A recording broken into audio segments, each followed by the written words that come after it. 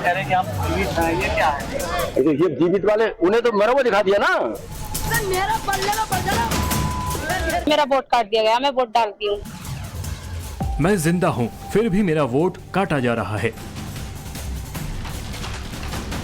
UP की मुरादाबाद की तख्तियां पीडीए वाले अखिलेश यादव ने वायरल कर दी हैं। इसी के साथ योगी आदित्यनाथ वर्सेस अखिलेश यादव के ताजा संग्राम में एक नया अध्याय जुड़ गया है।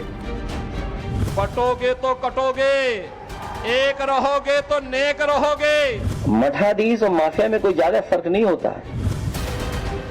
कांग्रेस हो या समाजवादी पार्टी, इनके अंदर लगता है जिन्ना की आत्मा घुस गई है। केवल मुरली से काम नहीं चलेगा, बल्कि सुरक्षा के लिए सुदर्शन भी आवश्यक है। जो क्रोध करेगा वो योगी नहीं हो सकता, इसलिए मठाधीश मुख्यमंत्री हैं। उत्तर प्रदेश के 10 विधानसभा सीटों पर होने जा रहे उपचुनाव की तारीख भी अब तक नहीं आई है।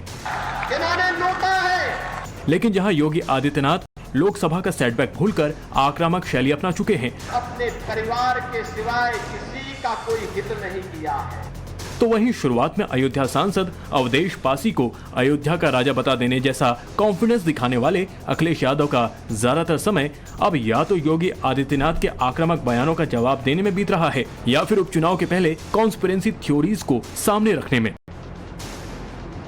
मंगलवार को उपचुनाव के पहले अखिलेश यादव की पार्टी के विधायक हाजी नासिर कुरैशी और पूर्व विधायक हाजी रिजवान के नेतृत्व में मुरादाबाद के डीएम कार्यालय पर सैकड़ों की भीड़ पहुंची थी। हाथों में तख्तियां लेकर आई इस भीड़ में अधिकतर मुस्लिम पुरुष और महिलाएं थी। इनका आरोप था कि उनका नाम बेजा तौर पर मतदाता सूची से काट दिया गया है। ये जीवित वाले उन्हें तो मरा हुआ दिखा दिया ना। मुझे शादीशुदा दिखाया गया है, मेरी शादी नहीं हुई है, मेरा वोट काट दिया गया, मैं वोट डालती हूँ। बीएलओ इन्हीं बोली आपका वोट कट गया है, आपको विवाहित बता गया। मतदाता सूचियों में वोटरों के नाम काटे जाने के अपनी पार्टी के इन आरोपों को लेकर अखिलेश यादव ने खुद सीधा मोर्चा खोलने में देरी नहीं लगाई। अखिलेश ने तख्तियों वाली प्रदर्शन की तस्वीरों को पोस्ट करते हुए सोशल मीडिया पर लिखा, यूपी की 10 विधानसभा सीटों के उपचुनाव में अपनी संभावित हार से बचने के लिए बीजेओ एक तरफ मनचाहे तबादले करवा रही है तो दूसरी तरफ जायज मतदाताओं के नाम कटवा रही है। चुनाव आयोग तत्काल इसका संज्ञान ले, साजिशें हार की निशानी होती हैं। विपक्ष कुछ कहता है तो सुनाई नहीं पड़ता है, आपको समझ नहीं पाते हैं आप। अरे ये समस्याएं हैं, इसी को भ्रष्टाचार कहते हैं, इसी को बेईमानी कहते हैं, इसी को वो प्रवृत्ति कहते हैं कि सत्ता पा गए तो सत्ता का उपयोग सिर्फ और सिर्फ सत्ता बनाए रखने के लिए कर रहे हो।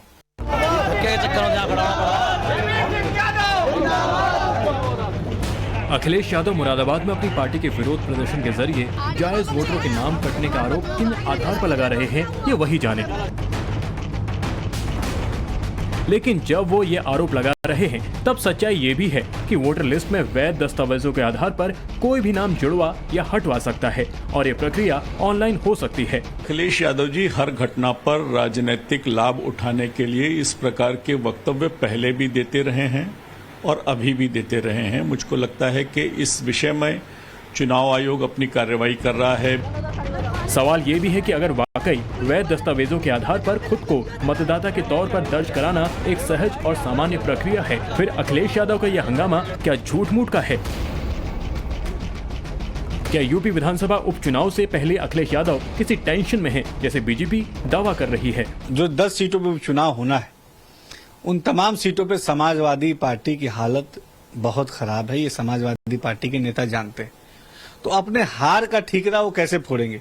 तो उसी के पीछे का एक जो प्लॉटिंग जो तैयार करने की ये जो कोशिश समाजवादी पार्टी कर रही है, ये उसी का एक जो है थ्रेड है, मतलब उसी का एक ये पहला पहलू है। यहाँ ये भी जान लीजिए कि यूपी में लोकसभा चुनाव में मिले सेटबैक पर बीजेपी की समीक्षा में मुरादाबाद जैसे जिलों में फर्जी वोटरों के नाम शामिल होने को एक बड़ी वजह माना गया था।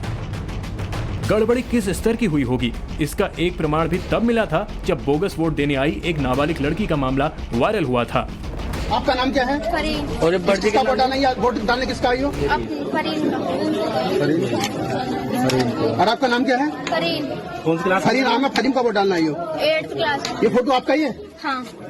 अच्छा। 18 साल की उम्र है तुम्हारी? 8वीं क्लास में पहुंच जाएगा। 8वीं क्लास में तो 18 साल होते हैं, वोट कैसे बनेगा तुम्हारा? ये फर्जी नया आधार कार्ड फर्जी अभी बनवा है, अभी बना आपका।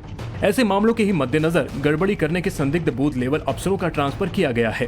पिछले महीने जब योगी सरकार ने यह एक्शन लिया था तब वो अखिलेश को नागवार गुजरा था। तैयारी कर रहे थे ट्रांसफर कर करके, और सोचिए क्या ट्रांसफर कर रहे हैं, एमवाई ढूंढ रहे हैं कि अगर उन्हें एमवाई दिख जाए तो उसका ट्रांसफर कर दें। पीडीए ने एमवाई को हराया है। अब आप पूछोगे एमवाई क्या है? दिल्ली वाले और लखनऊ वालों को हराया है पीडीए ने।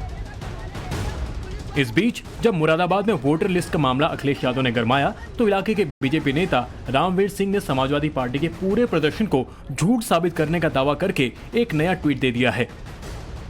जो यहाँ विधायक रहे इस क्षेत्र के रिजवान मियाँ, उनके पिताजी जो है इस तरीके से एक वो लिए हुए खड़े थे, आपने देखे होंगे, भुल्लन उनका नाम है, भुल्लन, और पिता का नाम जो है छुट्टन। ये वोट ये है, भुल्लन, पिता का नाम छुट्टन, डोमघर, इसका ये नंबर है, ये लिस्ट में विद्यमान है, और ये 80 साल से ऊपर की आयु के हैं, भले इंसान भी हैं, पहलवान हैं, और उसके बाद भी इनके पुत्र ने इनसे झूठ बुलवाने का काम किया। अपने पिता को भी झूठ बुलवाने पर विवश किया और उन्हें जो है आंदोलन में मिलाए।